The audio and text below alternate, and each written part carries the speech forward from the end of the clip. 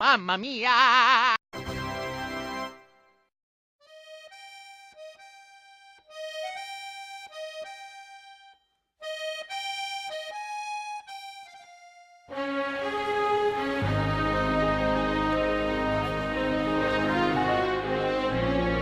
The diversity of Italy is endless, from the chaos of the squares to the tranquility of the countryside.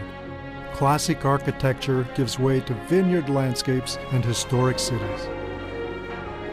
Traveling Italy, you witness firsthand the rich culture, the regional dialects, and the noble simplicity of Italian cuisine. Less understood are the wines that complete the Italian table, and I think that's unfortunate. For me, the wines are an expression of Italy itself, incredibly varied, distinctive in style, and true to their roots and tradition. Salud.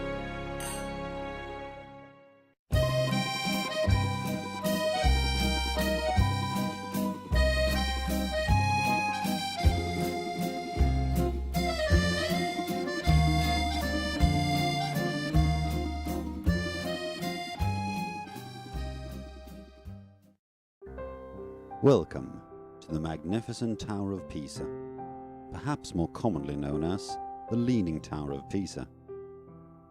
This 56-meter high tower is world famous, not only for its beauty, but mainly for its heavy tilt.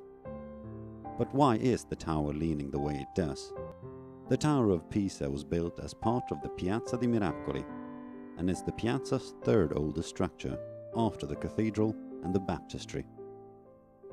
More precisely, an inscription located to the right above the entrance of the tower tells us that the construction started on August 9, 1173. One of the purposes of the tower was to serve as the bell tower for the cathedral. However, the main purpose was to show the world the wealth and power of the city of Pisa. During these times, Pisa, with its mighty fleet, was one of the strongest and most powerful Italian cities. A few years after the construction started, the tower began to lean towards the southeast. This due to the fact that the tower was built on a poorly laid foundation only 3 meters deep. The tower was also built on weak, unstable subsoil, which allowed the foundation to slightly shift direction. This caused one side of the tower to sink into the ground. When this happened, 5 years had passed since the start of the construction, and the tower had progressed to the 3rd floor. With this, the construction halted for almost a century. The stop in construction was not because of the problems with the leaning tower, but because the Pisans were almost constantly engaged in battles in Genoa, Lucca, and Florence. The halt in construction allowed time for the underlying soil to settle. This most likely saved the tower, as without the interference of wars, the tower would most certainly have toppled. In 1272, the construction of the lower tower resumed. In an effort to compensate for the tilt, the engineers built the upper floors with one side taller than the other. This made the tower begin to lean in the other direction. Instead of southeast, it began to lean southwest.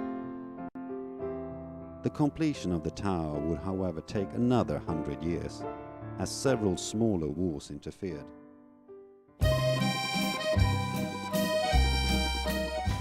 The Colosseum was, and still is, colossal. It's the great example of ancient Roman engineering. It was begun in 72 AD, during the reign of Emperor Vespasian when the empire was nearing its peak. Using Roman-pioneered concrete, brick, and their trademark round arches, Romans constructed much larger buildings than the Greeks. But it seems they still respected the fine points of Greek culture. They decorated their no-nonsense megastructure with all 3 Greek orders of columns: Doric, Ionic, and Corinthian. Stepping inside, you can almost hear the roar of ancient Rome. Take a moment to imagine the place in action. Romans filled and emptied the Colosseum's 50,000 seats as quickly and efficiently as we do our super stadiums today. It's built with two theaters facing each other. That's what an amphitheater is. So twice as many people could enjoy the entertainment. Canvas awnings were hoisted over the stadium to give protection from the sun. These passageways underneath the arena were covered by a wooden floor. Between acts, animals and gladiators were shuffled around out of sight. Ancient Romans, whose taste for violence exceeded even modern America's, came to the Colosseum to unwind. Gladiators, criminals, and wild animals fought to the death, providing the public with a festival of gore. To celebrate the Colosseum's grand opening, Romans were treated to the slaughter of 5,000 animals.